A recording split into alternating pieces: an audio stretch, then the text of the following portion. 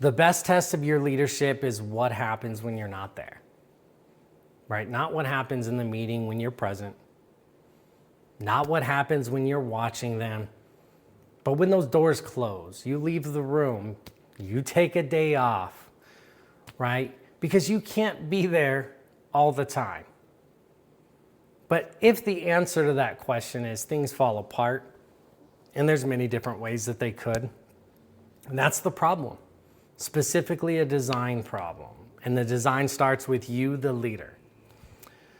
So I always bring it back to a concept from the Army, mission command, right? I guess it's a military, any military. But simple terms, the leader communicates the intent, which is the what and the why, and trusts the subordinates to execute the how, right? The leader's not going to micromanage the method.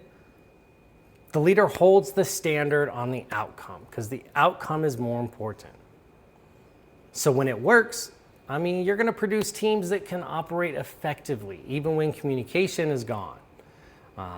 Situations change, or the leader is unavailable, right? Your team knows the job, they know the mission, they know what right looks like, and they're going to execute towards it without waiting for your instructions. On the opposite side, when it doesn't work, and usually this is because the leaders hold on too tight, they don't communicate their intent, or they possibly train their people to not take any judgment themselves and always wait for their orders. But you get paralysis the moment anything unexpected happens, and we know that unexpected always happens. So here's an honest question that most leaders don't ask themselves. Do I want my team to function without me? Because for a lot of leaders, honestly, if we're being truthful, I think the answer is no. So a team that needs you is a team that validates you. A team that needs you makes you feel irreplaceable. And feeling irreplaceable is not the same as being valued. Right? So the most valuable thing a leader can do is make themselves increasingly unnecessary for day-to-day execution. Right? So they can spend their capacity on the decisions only they can make, focusing on strategies, cultures, the calls that require the full weight of the leadership position. So think about it. If you're spending your days solving problems that your team should be, you're not leading them. You're managing a process or an operation. You're taking up space that your people need to grow into to learn to do these things. So 3 things that will help build independent teams. 1, communicate until it's internalized, not just understood. Right? So there is a difference between a team that can repeat your intent and a team that's internalized it. So internalization means they know what you would decide before you decide it, right? It means they can extrapolate from the principle to the situation without calling you, right? And this takes repetition. It doesn't happen overnight, but it does take you explaining not just what you want, but the why. The why is what transfers.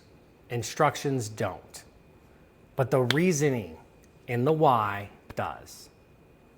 2nd, build decision rights into the structure, not the culture. So culture is what people believe. Structure is what people are authorized to do. So if you want your team making decisions without you, right, they need to know it explicitly that they can make decisions. Vague empowerment is not empowerment. It's ambiguity dressed up as trust. So clarity about who owns what decision at what level with what parameters, that is what frees people to act. And 3rd, reward the right outcomes even when the method was different than yours. This one's harder. This is where most leaders break the system that they're trying to build. Right, so someone on their team makes a decision, but they execute it differently than the leader would have. right? They get the right results, but the leader corrects the method anyway, right? So the team is reading that signal immediately, and that signal is saying to them that there's only one right way to do this, and it's the leader's way. That's going to make them stop deciding anything, and they just start waiting for your instructions. So let the method go, right? There is an exception, safety and ethics. But everything else most of the time is preference. And preference is not a standard worth training your team with or enforcing those decisions.